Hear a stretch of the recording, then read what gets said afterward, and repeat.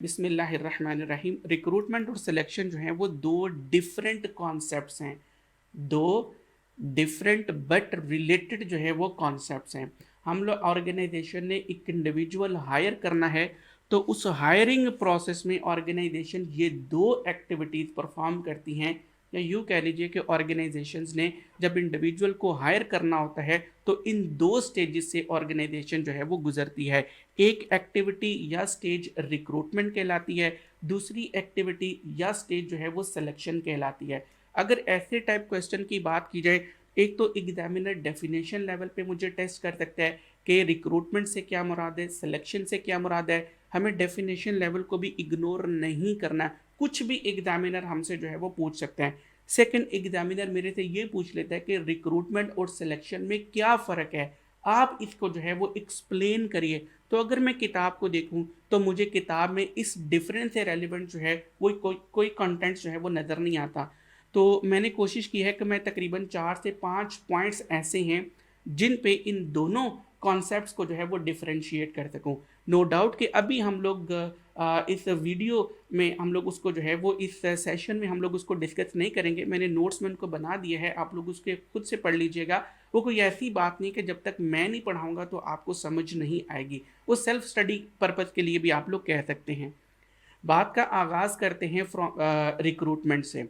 Recruitment से क्या मुराद है? ऑर्गेनाइजेशन में वैकेंसी क्रिएट हो जाती है, तो उस वैकेंसी को फिल करने के लिए लोगों को, पोटेंशियल कैंडिडेट्स को इन्फॉर्म करना और उनको इनकरेज करना कि आप हमारी ऑर्गेनाइजेशन में अप्लाई करिए, या यूँ कह लीजिए कि इस तरीके से लोगों को इन्फॉर्म करना कि वो मोटिवेट हो कि हमें इस ऑर्गेनाइजेशन में अप्लाई करना है। जब वो पोटेंशियल कैंडिडेट्स अप्लाई कर दें तो फिर उनकी एप्लीकेशंस रिसीव करना, इस सारे अमल को हम लोग रिक्रूटमेंट कहते हैं। फिर से सुनिए, जब ऑर्गेनाइजेशन में वैकेंसी क्रिएट हो जाती है, कोई पोजीशन जो है वो वेकेंट हो जाती है, तो हमें कैंडिडेट्स की ज़रूरत होती है। तो कैंडिडेट्स को बताना और इस तरीके से बताना कि वो मोटिवेट हों कि हमें इस ऑर्गेनाइजेशन में अप्लाई करना है।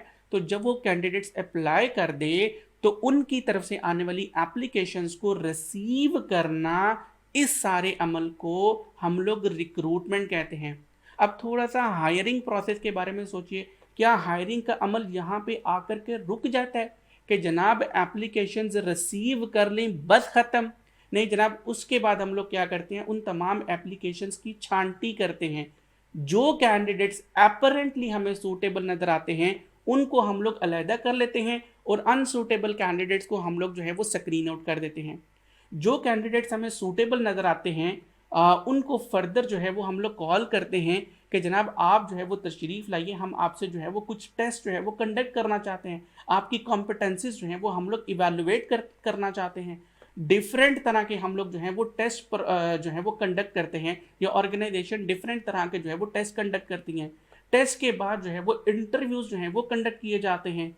इंटरव्यूज़ भी जो है वो डिफरेंट तरह के होते हैं। फेस टू फेस इंटरव्यूज़ होते हैं, फेस टू फेस इंटरव्यूज़ में 1-to-1 इंटरव्यूज़ होते हैं, पैनल इंटरव्यूज़ होते हैं, सीक्वेंशियल इंटरव्यूज़ होते हैं, स्ट्रेस इंटरव्यूज़ होते हैं, प्रॉब्लम सॉल्विंग इंटरव्यूज़ होते हैं। ये तमाम इंटरव्यूज़ जो हैं ऑर्गेनाइजेशंस कंडक्ट करती हैं। फिर उसके बाद जो है उनकी परफॉर्मेंस को इवैल्यूएट किया जाता है और फाइनली हम लोग या ऑर्गेनाइजेशन जो है वो एक कैंडिडेट जो है वो सेलेक्ट करती हैं। तो इसका मतलब है कि अभी जो हम लोगों ने डिफाइन किया, जो डिस्कस किया, वो हायरिंग प्रोसेस कंप्लीट नहीं है, वो हायरिंग प्रोसेस का एक छोटा सा हिस्सा है। क्या हम लोगों ने अभी तक डिस्कस किया कि जनाब ऑर्गेनाइजेशन में वैकेंसी क्रिएट हो गई, अब लोगों को इन्फॉर्म करना है कि जनाब हमारे पास जो है वो एक पोजीशन वेकेंट हो चुकी है, आप हमारी ऑर्गेनाइजेशन में अप्लाई कर सकते हो। लोगों को इस तरीके से इन्फॉर्म करना कि वो हमारी ऑर्गेनाइजेशन में अप्लाई करें। जब लोग यानी पोटेंशियल कैंडिडेट्स अप्लाई कर दें तो फिर उनकी एप्लीकेशंस को रिसीव करना, यहाँ तक के अमल को हम लोग रिक्रूटमेंट कहते हैं। अब जहाँ तक रिक्रूटमेंट की बात है, ऑर्गेनाइजेशन 3 एक्टिविटीज़ जो हैं वो परफॉर्म करती हैं। नंबर 1, जॉब को एनालाइज करती हैं, इस प्रोसेस को जॉब एनालिसिस कहते हैं, डिटेल में हम लोग एक्सप्लोर करेंगे। जॉब एडवर्टीजमेंट है और नंबर 3 रिसीविंग एप्लीकेशन है। मैंने बात का आगाज़ किया था जॉब एडवर्टीजमेंट से कि पोजीशन वेकेंट हो गई, उससे मुतालिक लोगों को इन्फॉर्म करना है, तो उस इसका मतलब है कि उससे पहले भी एक एक्टिविटी जो है वो परफॉर्म की जाती है और उस एक्टिविटी का ताल्लुक जो है वो रिक्रूटमेंट के साथ है।